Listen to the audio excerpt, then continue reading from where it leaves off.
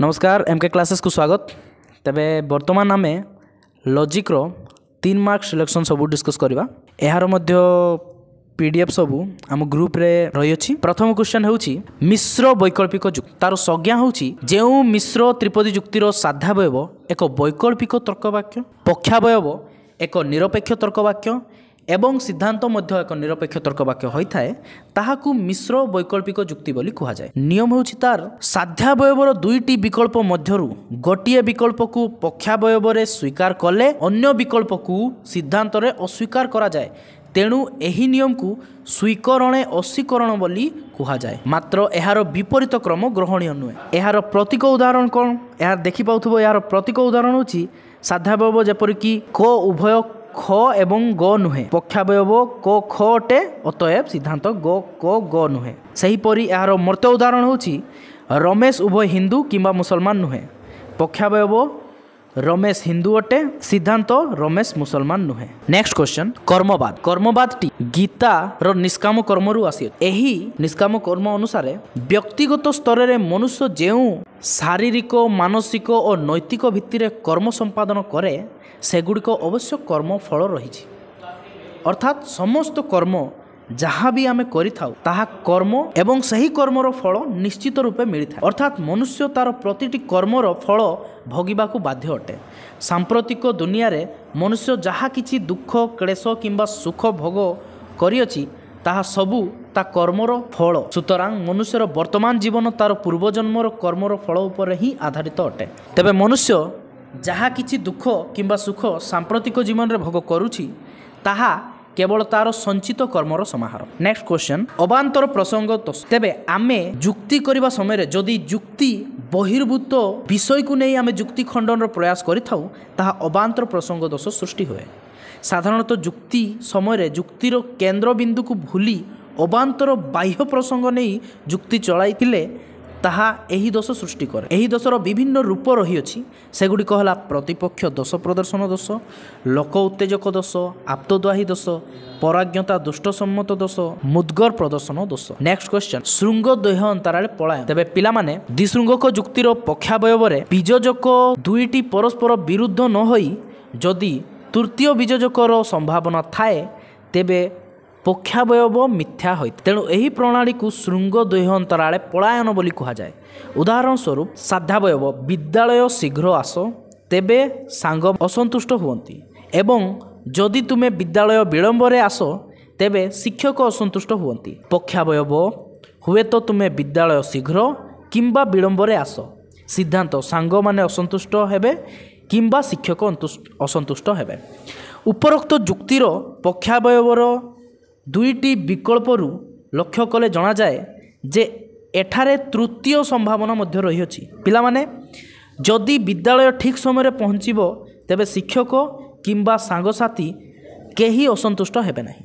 तेणु एही जुक्तिटी श्रृंग द्वय अंतराले पलायन प्रणाली रे खंडित हैला। नेक्स्ट क्वेश्चन व्यतिरेक पद्धतिर अपकर्ष। पिला माने व्यतिरेक पद्धतिर उत्कर्ष अर्थात ताहार मेरिट्स एवं अपकर्ष अर्थात डिमेरिट्स। तो वर्तमान यार अपकर्ष उपर आमे चर्चा करिवा।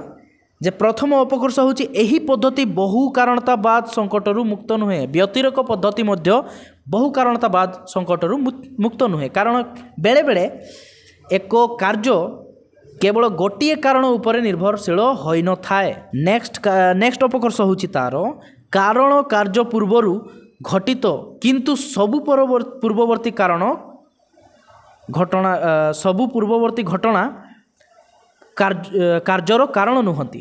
जेपरिक गोटिए पिंपुड़ी पछरे डाल को चढ़िला बेले जदि सही डाल भांगी जाए तेबे पिंपुड़ी डाल को चढ़िबा डालटी भांगिबार कारण बोली कहिबा तेबे पिंपुड़ी डाल को चढ़िबा डालटी भांगिबार कारण बोली कहिबा जुक्तियुक्त नुहे।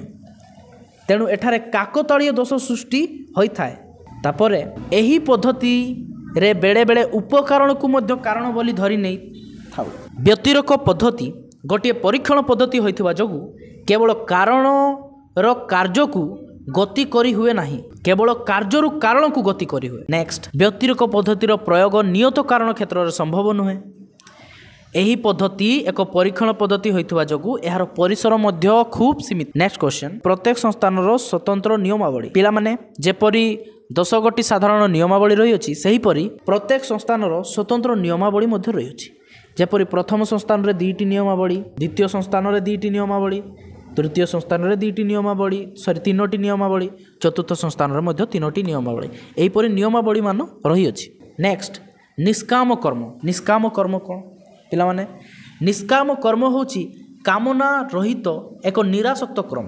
ସେଥି ନିମନ୍ତେ ଶ୍ରୀମଦ୍ ଭାଗବତ ଗୀତାର ଏକ ଶ୍ଳୋକ ମଧ୍ୟ ରହିଅଛି, କର୍ମଣ୍ୟେବାଧିକାରସ୍ତେ ମା ଫଳେଷୁ କଦାଚନ ମା କର୍ମ ଫଳ ହେତୁର୍ଭୂମତେ ସଙ୍ଗସ୍ତ କର୍ମଣି। ଅର୍ଥାତ୍ କର୍ମରେ ତୁମେର ଅଧିକାର ଅଛି, କିନ୍ତୁ କର୍ମଫଳରେ ନୁହେଁ।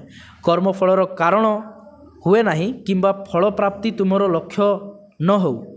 କର୍ମଫଳକୁ ଲକ୍ଷ୍ୟ ରୂପେ ଗ୍ରହଣ ନ କରି କର୍ମକୁ ହିଁ ଲକ୍ଷ୍ୟ କରି ଗ୍ରହଣ କରିବା ନିଷ୍କାମ କର୍ମ। ନେକ୍ସଟ, ସକାମ କର୍ମ କ'ଣ? ସକାମ କର୍ମ କ'ଣ? ଯେଉଁ କର୍ମ କେବଳ ଫଳ ପ୍ରାପ୍ତିର ଆକାଂକ୍ଷା ସମ୍ପନ୍ନ ପାଇଁ କରାଯାଇଥାଏ ତାହାକୁ ସକାମ କର୍ମ କୁହାଯାଏ। ଏହି କର୍ମରେ ଯଦି ବ୍ୟକ୍ତିଟି ତାର ଇପ୍ସିତ ଫଳ ପାଇନଥାଏ ତେବେ ତାହାକୁ ଯନ୍ତ୍ରଣା, କଷ୍ଟ, ପୀଡ଼ା ମିଳିଥାଏ। ନେକ୍ସଟ କ୍ୱେଶ୍ଚନ, ନିରସନ ନିୟମାବଳୀ। ପିଲାମାନେ, ନିରସନ ନିୟମାବଳୀଟି ମିଲଙ୍କ ପରୀକ୍ଷଣ ପଦ୍ଧତିରୁ ଆସିଅଛି। ତେବେ ମିଲଙ୍କ ପରୀକ୍ଷଣ ପଦ୍ଧତି କ'ଣ? ମିଲଙ୍କ 5ଟି ପରୀକ୍ଷଣ ପଦ୍ଧତି ରହିଅଛି। 5ଟି ପରୀକ୍ଷଣ ପଦ୍ଧତି କ'ଣ କ'ଣ? 5ଟି ପରୀକ୍ଷଣ ପଦ୍ଧତି: ଅନ୍ୟ ପଦ୍ଧତି, ବ୍ୟତିରେକ ପଦ୍ଧତି, ସଂଯୁକ୍ତ ପଦ୍ଧତି, ସହଚାରୀ ପରିବର୍ତ୍ତନ ପଦ୍ଧତି ଏବଂ ପରିଶେଷ ପଦ୍ଧତି। ସେଥିରେ ମିଲଙ୍କ 3ଟି ନିରସନ ରହିଅଛି। ମିଲଙ୍କ ନିଜସ୍ୱ 3ଟି ନିରସନ ରହିଅଛି। ପ୍ରଥମ ନିରସନଟି ଅନ୍ୟ ପଦ୍ଧତି ନିମନ୍ତେ ବ୍ୟବହାର କରାଯାଏ। ଦ୍ୱିତୀୟ ନିରସନଟି ବ୍ୟତିରେକ ପଦ୍ଧତି ନିମନ୍ତେ ବ୍ୟବହାର କରାଯାଏ। ତୃତୀୟ ନିରସନଟି ସହଚାରୀ ପଦ୍ଧତି ନିମନ୍ତେ ବ୍ୟବହାର କରାଯାଏ ଏବଂ ପ୍ରଥମ ଦ୍ୱିତୀୟ ମିଶାଇକି ସଂଯୁକ୍ତ ପଦ୍ଧତିରେ ପ୍ରୟୋଗ କରାଯାଏ। ତର୍କଶାସ୍ତ୍ରୀୟ ପ୍ରତୀକ। ପ୍ରତୀକ କ'ଣ? ପିଲାମାନେ, ପ୍ରତୀକ କ'ଣ? ଏହା ପୂର୍ବରୁ ଆମେ ପଢ଼ିଛୁ ଯେ ଚଳ ପ୍ରତୀକ ବିଷୟରେ ଆମେ ଡିସ୍କସ୍ କରିଛୁ। ତ ବର୍ତ୍ତମାନ ପ୍ରତୀକ କ'ଣ? କୌଣସି ଏକ ଶବ୍ଦ ବା ବାକ୍ୟ ପରିବର୍ତ୍ତେ କୌଣସି ଏକ ଚିହ୍ନକୁ ନିଆଗଲେ ତାହାକୁ ପ୍ରତୀକ ବୋଲି କୁହାଯାଏ। ତର୍କଶାସ୍ତ୍ରରେ ପ୍ରତୀକ 2 ପ୍ରକାର, ଯଥା ସ୍ଥିର ପ୍ରତୀକ ଏବଂ ଚଳ ପ୍ରତୀକ। ସାଧାରଣତଃ ଏହି ପ୍ରତୀକ ଶବ୍ଦଟି ବୀଜଗଣିତ ବା ଜ୍ୟାମିତିରେ ପ୍ରୟୋଗ ହୋଇଥାଏ। ତେବେ ସ୍ଥିର ପ୍ରତୀକ କ'ଣ? ଯେଉଁ ପ୍ରତୀକର ମାନ ସ୍ଥିର ବା ଅପରିବର୍ତ୍ତିତ ରହିଥାଏ ତାହାକୁ ସ୍ଥିର ପ୍ରତୀକ ବୋଲି କୁହାଯାଏ। ଯେପରିକି ଗଣିତ ଶାସ୍ତ୍ରରେ ଯୁକ୍ତ, ବିୟୋଗ, ଗୁଣନ, ହରଣ ଏସବୁ ହେଉଛି ସ୍ଥିର ପ୍ରତୀକ। ଏବଂ ଚଳ ପ୍ରତୀକ କ'ଣ? ଯେଉଁ ପ୍ରତୀକ ମାନଙ୍କର ମାନ ଅସ୍ଥିର କିମ୍ବା ପରିବର୍ତ୍ତନଶୀଳ ତାହାକୁ ଚଳ ପ୍ରତୀକ ବୋଲି କୁହାଯାଏ। ଯେପରିକି କ, ଖ, ଗ, ଏକ୍ସ, ୱାଇ, ଜେଡ଼। ଯେପରି ଏକ୍ସର ମାନ ଆମେ 1 ନେବା, କେହି ଏକ୍ସର ମାନ 10 ମଧ୍ୟ ନେଇପାରନ୍ତି। ଏକ୍ସର କୌଣସି ସଠିକ ମାନ ନାହିଁ। ନେକ୍ସଟ କ୍ୱେଶ୍ଚନ, ସତ୍ୟ ଫଳନ କ'ଣ? ତେବେ ଫଳନ ହେଉଛି ଗାଣିତିକ ଶାସ୍ତ୍ରର ଏକ ବିଶେଷ ଅଙ୍ଗ। ଯଦି ଗୋଟିଏ ଅଭିବ୍ୟକ୍ତି କହିଲେ ଏକ ତର୍କ ବାକ୍ୟର ମୂଲ୍ୟ ଗୋଟିଏ ଚଳର ମୂଲ୍ୟ ଉପରେ ନିର୍ଭର କରେ, ତାହେଲେ ସେହି ଅଭିବ୍ୟକ୍ତିଟି ଉକ୍ତ ଚଳନର ଫଳନ ଅଟେ।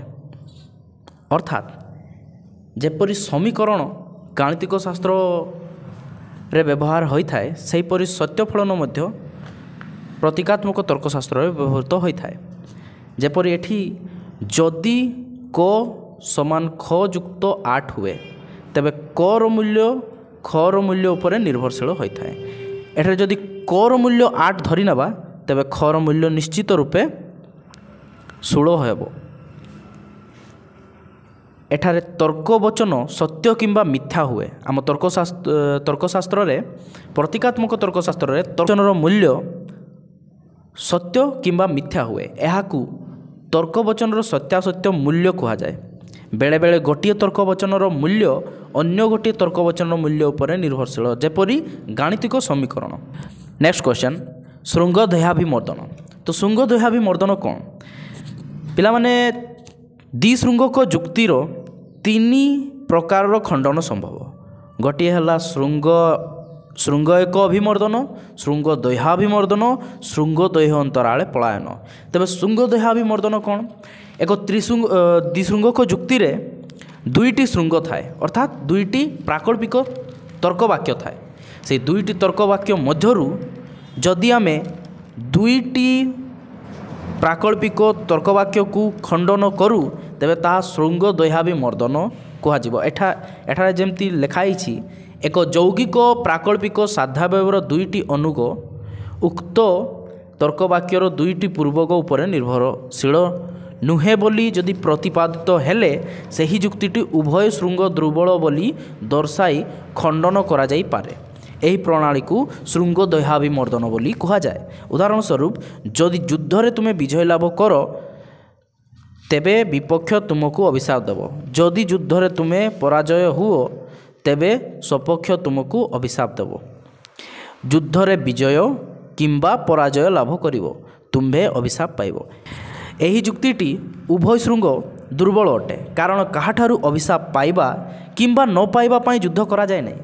स्वपक्षर रक्षा और शत्रुर दमन पाई जड़े योद्धा युद्ध रे जोग देई थाए। तेणु एही जुक्तिटी श्रृंग दह्याभिमर्दन प्रणाली रे खंडित हैला। नेक्स्ट क्वेश्चन, सत्याग्रह। सत्याग्रह कौन? तेबे सत्याग्रह हेउची सत्य प्रति आग्रह। गांधीजी मतरे सत्य ही ईश्वर, ईश्वर ही सत्य। गांधीजी एही सत्याग्रह नामटी मगनलाल गांधी को इंडियन ओपिनियन रो सदाग्रह नहीं थिले। गांधीजी अन्याय और असत्य स्थान रे प्रेम और सत्यता को प्रभाव को विस्तार करने को चाहूले।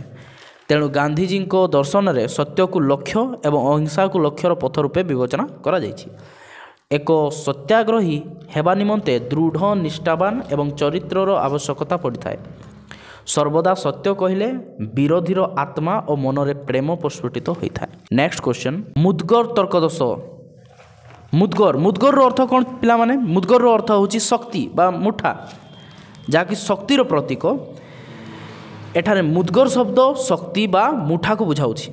बेड़े बेड़े प्रतिपक्ष को जुक्तिर साहाय्य न नहीं धमक बा बल प्रयोग द्वारा कौन सिद्धांत ग्रहण करने को बाध्य कले ताहा मुद्गर प्रदर्शन तर्कदोष कहा जाए। उदाहरण स्वरूप मु जहा कहूची ताहा सत्य बोली ग्रहण कर, नचेत मु तुमको गुली करी मारिदेवी। नेक्स्ट क्वेश्चन, तुल्य विग्रहक दोष।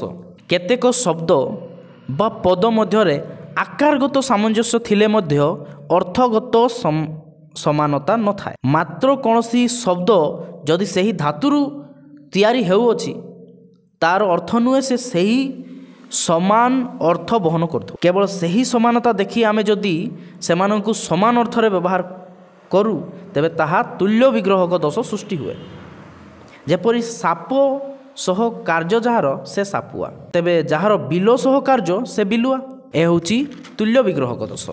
नेक्स्ट क्वेश्चन होची समष्टिकरण दोष। समष्टिकरण दोष जदि व्यष्टिगत पद, समष्टिकरण माने कौन पिला माने? समष्टिकरण अर्थ होची कौनसी जदि जिनस को व्यष्टि आकार व्यवहार होती ताको आमे समष्टि रूपे ग्रहण करवा। जेमती यार संज्ञा कहा जाउची जदि व्यक्तिगत पद माननकु नहीं समष्टिगत भावे व्यवहार करा जाए ताहाकु समष्टिकरण दोष बोली कहा जाए। से माने अलगा अलगा व्यवहार हवा उचित, जदि एकत्रित रूपे व्यवहार हुए ताहा एही दोष सृष्टि करे। 2 और 3 दुई गोटी संख्या, मात्र 2 और 3 5, अतएव 5 दुई गोटी संख्या। यह होची समष्टिकरण दोष। पिला माने 2 और 3 दुईटी अलगा अलगा संख्या अटंती, किंतु आमे 2 और 3 मिसिकी 5 हेबो। जदि आमे 5 को मध्य दुईटी संख्या कहवा तेबे एही दोष सृष्टि होची। नेक्स्ट होची सहचारी पद्धतिर उत्कर्ष। सहचारी पद्धतिर उत्कर्ष। सहचारी पद्धतिर उत्कर्ष पिला माने सहचारी पद्धति को परिसंख्यान पद्धति मध्य कहा जाए। तेबे मिल अंक 5टी पद्धति मध्यरु सहचारी पद्धति मध्य रही अछि। सहचारी पद्धति रे कौन जे मिल अंक मतरे जदि गोटिए घटना रु किछि निर्दिष्ट भावे परिवर्तन हेला बेले अन्य गोटिए घटनार कौनसी प्रकाशे परिवर्तन घटे तेबे ताहा एही घटनार कारण बा कार्य एही घटना सहित कौनसी प्रकार कार्य कारण संबंध संयुक्त अटे। अर्थात कौनसी जदि घटना रे परिमाणात्मक परिवर्तन घटे, कौनसी गोटी कारण रे जदि परिमाण परिवर्तन घटे एवं तार कार्य रे मध्य परिमाणात्मक परिवर्तन घटी थाए जदि यार उदाहरण आम नेबा जदि गोटे कप चारे जेते चमच चीनी मिसेबा तार मीठापण सेते अधिक वृद्धि पाइब। तो यार मीठापण निमंते चीनीर परिमाण बहुमात्रा रे दायी। एठारे सहचारी परिवर्तन पद्धति कार्य करे। तेबे उत्कर्ष व्यतिरेक पद्धतिर परिवर्तित रूपे सहचारी परिवर्तन पद्धतिर परिमाण उपरे निर्भर योग्य अटे। नेक्स्ट सहचारी पद्धति नियत कारण क्षेत्र में प्रयोग करा जाई पारे यथा उत्ताप संघर्ष माध्याकर्षण प्रकृतिर नियत कारण अटंती। ए थिला हमर आजिकार सिलेक्शन मात्र किछि सिलेक्शन या परे मध्य ऐड करा जाइछि जहाँकि आमको लगिला जे से सब पढ़ी पारे तेणु सेगुड़ा मध्य परवर्ती समय ऐड करागला सेगुड़ा मध्य टिके ट्राई करिकी जीवो। धन्यवाद।